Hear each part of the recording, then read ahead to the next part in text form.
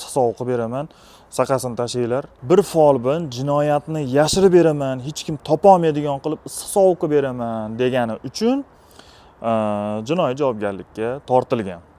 Gap shundaki, bitta folbinni oldiga shu ikkita odam o'ldirgan shaxs kelgan ekan, kelib biz shunaqa odam o'ldirdik, uni bir joyga ko'mdik.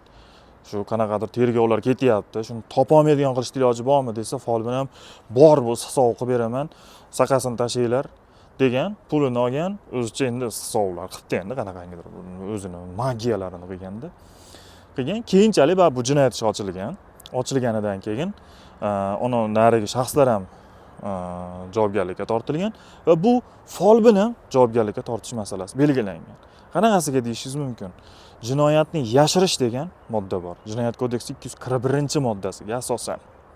Endi bu odam o'ldirish o'ta og'ir jinoyat va bu jinoyatni yashirgani uchun u bilib turib bu bo'yicha ketgan va bundan tashqari Jinoyat kodeksi 168-moddasi, ya'ni firibgarlik jinoyati bo'yicha ham javobgarlikka tortilgan. Nimaga unaqa deydigan bo'lsangiz, u qila olmaydigan narsasini qilaman deb aldab pulini olgan u.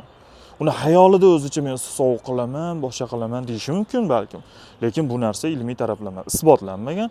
Shuning uchun bu firibgarlik jinoyati deb malakalangan.